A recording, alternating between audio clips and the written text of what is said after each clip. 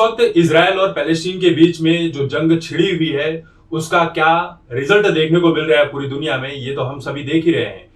लेकिन social media पर आप ये भी देख रहे हैं कि कैसे हमास के आतंकी संगठन को इस देश में कांग्रेस पार्टी सपोर्ट कर रही है। कांग्रेस पार्टी को सपोर्ट करने वाले लोग और हमास आतंकी संगठन को सपोर्ट करने वाले लोग इस वजह से समर्थन दे रहे हैं क्योंकि उन्हें इजराइल से नफरत है। दो चीजें हैं, एक तो देखिए पैलेस्टीन की तरफ से जब भी मिसाइलें वगैरह छोड़ी जाती है तो इजराइल को पूरा अधिकार है कि वो अपनी आत्मरक्षा में कुछ न कुछ तो रिप्लाई देगा ही। अब उसमें आम जनता की मौत होगी तो उसको दिखाया जाता है पूरी दुनिया में।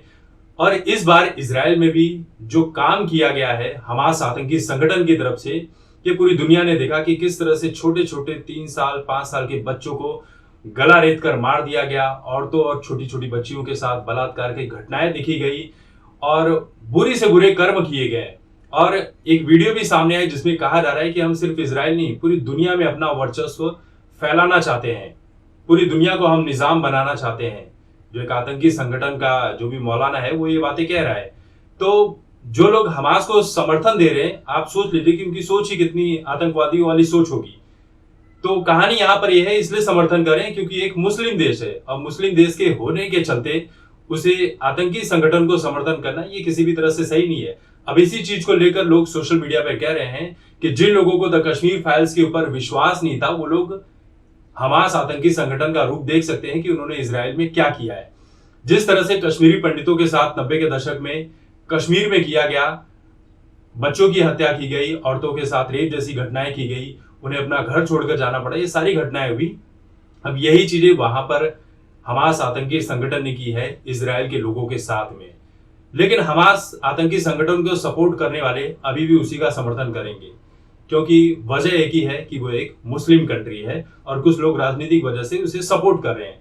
अब देखिए दोनों देशों के बीच में जो कहानी है ये तो सभी को पता है कि क्या कहानी है। अब कुछ लोग, इजराइल को एक छोटी सी जगह दी गई थी वहां पर, लेकिन उसके बाद जब मुस्लिम देशों ने उसे मिटाने की कोशिश की कि ये कमजोर है, लेकिन मिटा नहीं सके क्योंकि अमेरिका का भी समर्थन प्राप्त था और ऊपर से वो बड़ा ही पावरफुल देश निकला। जो उस दशक में जब पहली बार हमला किया गया था तो किस तरह से धूल चटाई थी जितने भी अरब देश थे, ये सभी को पता है। और इस बार भी जब हमास को संगठन को हम समर्थन दे रहे हैं, सब मुस्लिम देश पीछे से समर्थन दे रहे हैं, लेकिन सामने आने की किसी की हिम्मत नहीं हुई क्योंकि सभी को पता है कि सामने से आए तो रेल दिए जाएंगे। जो हाल गाजा पट्टी में किया जा रहा है वही हाल कई लोगों का होने वाला है। अगला नंबर लेबनान का है, ये भी बात आप लिख कर रख लीजिए क्योंकि लेबनान ने भी जो किया है वो उसी का नंबर है। हो सकता है ईरान का नंबर हो। बहुत सारे लोग कहें कि ईरान को बाल तक बाका नहीं कर सकते, लेकिन जिन लोगों को नहीं पता वो इतिहास उठाकर देख सकते हैं कि इजराइल ने ईरान के साथ भी क्या किया था। तो किसी भी मुस्लिम देश की हिम्मत नहीं है कि वो आज के दौर में इजराइल के साथ लोहा ले सके।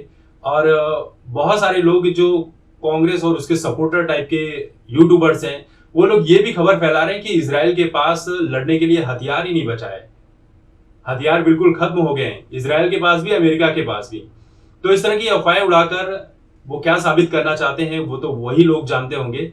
लेकिन फिलहाल खबर यही है कि ये जो मुद्दा है सोशल मीडिया पर उठाया गया है कि जो कुकर्म हमास आतंकी संगठन ने इजराइल के लोगों के साथ किया, यही काम 90 के दशक में कश्मीर में किया गया था कश्मीरी पंडितों के साथ, जिसके ऊपर विवेक अग्निहोत्री ने फिल्म बनाई द कश्मीर फाइल्स, जिसे इस देश के कई लोगों ने प्रोपेगेंडा फिल्म बताया, झूठी कहानी बताया, लेकिन वो फिल्म कई लोगों ने पसंद की।